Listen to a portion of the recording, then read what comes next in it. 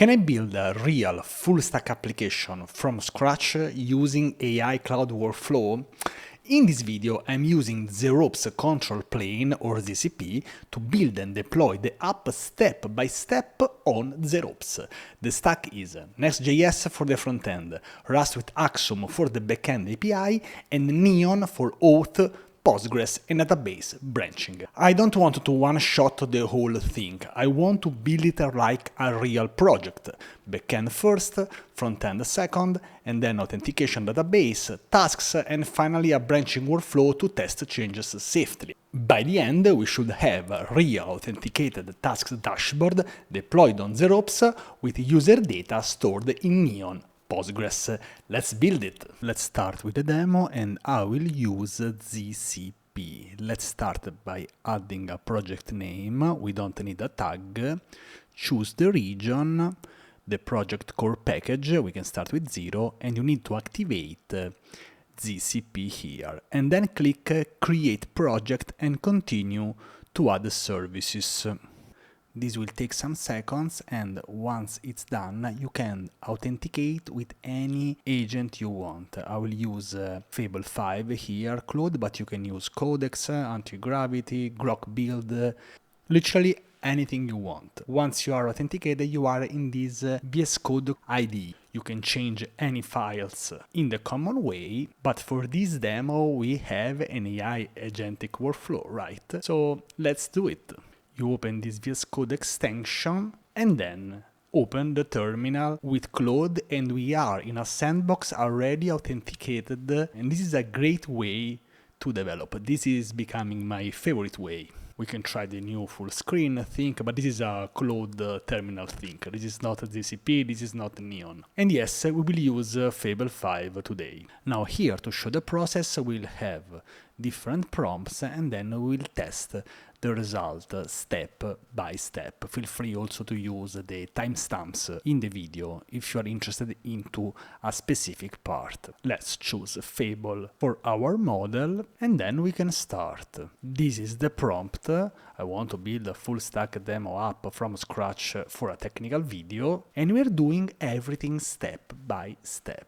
The nice part is that since we are using Zerops, everything will be already deployed. This process of creating an application using an agent in a sandbox already deployed on the internet is a great experience. I'm getting addicted to this. In the first step, we will just explain the architecture and the step-by-step implementation plan itself. As you can see, the goal is not to one-shot the application, but to build it.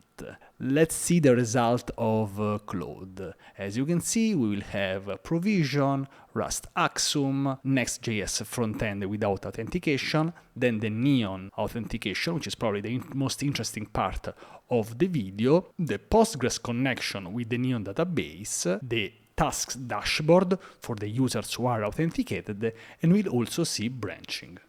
This is, I think, a very important step if we want to use AI to build our application, because we are still in control. We can still change something. Maybe you want to change what this application does, but you like the process. Maybe you want to try out ZCP or you want to try out Neon. The next step is to create the API using Rust and Axum. You can see here the cargo.toml file, the main.rs file, which is a simple Axum project. But as you can see here, we have full control. If we want to change or add some functions here, I can do it. You can see here also the zerops.yaml file generated by ZCP. We can see the structure here. The API folder is getting populated. The web folder is still empty. And it also generates a readme.md file. That's quite handy. Done. And now, of course, we can test it. We have a full report here, a very detailed one, even if the application is very simple. You have here the final files. This is the main.rs file. This is the routes.rs. By the way, all this project will be available on GitHub, no worries. Let's test it out. Health endpoint OK and API status OK. I'm happy with this result. Now let's create a simple front-end, simple homepage, clean and demo-friendly UI, a dashboard page placeholder, and a small API status component that calls the Rust backend API status endpoint, the one that we tried just by visiting the browser. We are not adding authentication, Postgres, or any task. Done! We already have an environment variable here. We can open it in the browser, and now we can test it. You can see the structure of this web folder. Let's test it out. Open, and yes, we have a very beautiful dashboard here. We can also ping the backend service. So we are not authenticated yet, but we are basically ready. You can also see the network request here. Perfect. This is the front end making an API request to our backend. Now it's time to add the database, the cool part of the demo, I will say. I already have an account with GitHub, and I'll show you the step-by-step process to use Neon and Neon Auth, and we'll also see branching later. Let's log in with GitHub. This is a very nice dashboard. I already had one project, but let's create a new one for this video. Let's choose a region, Frankfurt. Fun fact, I will be in Frankfurt in a couple of days for a trip. To We Are Developers. Enable Neon Auth. You can see the region, what the free plan includes. Very nice user experience, I would say. Let's click Create.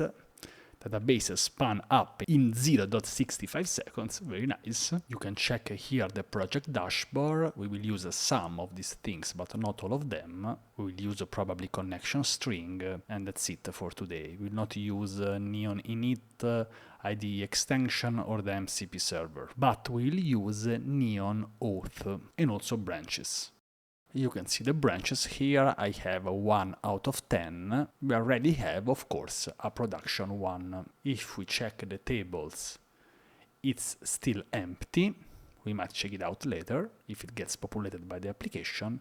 And Auth is already working, serverless authentication that branches with your database. We will see the users here, and we have configuration and plugins. We have a way to connect with our database by clicking this link. The next step is to set the environment variables. We will need some of them for the database connection and for the Neon Auth part. We are on the Zerops dashboard, and we see 3 services. One is GCP, and then we have the front-end web on port 3000 and API on port 8080. Let's add the environment variables for the front end. We can see that GCP already set the Neon Auth cookie secret. Let's add a new environment variable, Neon Auth base URL. In the API backend, we need to add one single environment variable, the URL of the database. Nice. We are set. Let's go back to GCP. Now that authentication is working, I need a real database table for the tasks. In this step, I ask GCP to create the Postgres schema inside Neon. The app already has a Neon project, the API already has the database connection configured as an environment variable, and now we create a simple tasks table with an ID, a user ID, a title, a completed flag, and timestamps. I just want to see the tasks table directly inside the Neon dashboard on the production branch. We will do this soon. And it's done. You can see ID, user ID, title, completed, created at, updated at. It also installed the pSQL in the container. Nice. Let's go to the console dashboard, the Neon console dashboard, select our project, tables, and yes, here we can see the tasks table directly inside the Neon dashboard on the production branch. And this looks very promising. Now, this is empty, but this is correct. We will populate this table with the next step. Now the tasks table exists. The next layer is the Rust backend. Until now, the Rust API was only returning a status endpoint. In this step, ZCP connects the Axum service to Neon Postgres using the database URL environment variable. Then it adds the tasks endpoints, create a task, list tasks for a user, update a task, and delete a task. Okay, done. The REST API is connected to Neon Postgres, and all the 4 task endpoints are live and they have already been tested by ZCP. Of course, we will test them again. We see files changed in main.rs and routes.rs, get, post, patch, and delete. So we have full CRUD API powers here. I'll show you the files quickly here, and as usual you can check them out. It's a standard CRUD API operations, of course, in Rust. Let's go on the Neon dashboard, let's refresh. And yes, we can see here that we already have a demo user created by ZCP. Let's test them out also using the terminal. We can do a get request here, yes, we get it back. And we can also do a post request to create a new task. Let's refresh the Neon dashboard. Yes, we see the demo user created manually. Of course, we will test with the UI later. Let's get the list of the tasks again. And yes, we see both of them. At this point, we can see that the backend works. So now we just need to connect the front end. The dashboard is already protected by Neon Auth. So the next step is just to add a tasks UI inside, of course, the authenticated page. And the user, of course, doesn't manually choose a user ID. The dashboard uses the authenticated Neon Auth user and sends that user ID to the Rust API. Let's create this prompt to implement the tasks for the front end. And of course, after this, we will test them using the UI. And done, it created a new component, task panel. And in the components folder, we have the task panel.tsx file. Of course, the GitHub repo is available at the link below. Let's test it out using the UI, but I want to put on the right side, the Neon dashboard, so we can see the table changing in almost real time. For now, we have just 3 users. Let's go at the public link here, /dashboard. We have to log in, of course. And now we see the specific tasks of this user, which is empty now. So let's add a new task. For example, record and edit a Rust video. Add the task. I refresh the Neon dashboard on the right, and yes, I can see the task that it's not done yet. You can see false here. Now if I click on it, let's say that the task is done, I refresh, and yes, now the task is completed. Let's add a new task, for example, do one live stream. Yes, I see the task here. Let's say that I don't want to do the live stream anymore. I click X, and yes, the task has been removed from the DB using a delete request. The app is now working end-to-end, but there is one more piece I want to show. Database branching. In a real project, I don't always want to test changes directly on a production data, right? With Neon, I can create a branch from the production database. This gives me an isolated copy of the schema and data at that point in time. For this demo, I'm not changing the application code or the production database connection. I'm just showing the branching workflow directly in Neon. I create a development branch, insert a test task only on that branch, and then switch back to production. For example, we can create a new branch here. We can call it dev tasks test. Let's test it out. Branch forked in 0.69 seconds. We could connect this to a specific development branch, but we are not doing this in this demo, but this is definitely possible. Let's check the tables here. We are in the dev task test branch.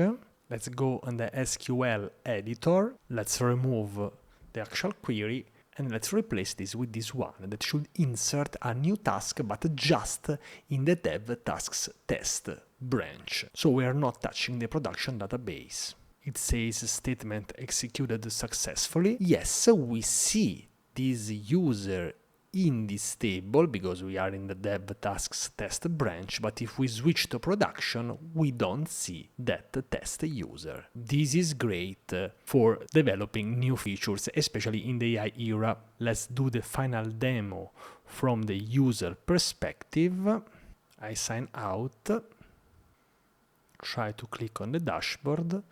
I'm redirected to the login, I sign in, and from here I can create a task in the Next.js frontend. That request goes to the Rust Axum API, and the API stores the task in the Neon Postgres. And when I refresh the Neon table, yes, the task is there. So the final app has all the pieces working together: authentication, protected routes, a Rust backend, persistent Postgres data, and a branching workflow for safer development. The task app itself is simple, but the workflow is real. Well done. And you can see here some other new cool features of Neon.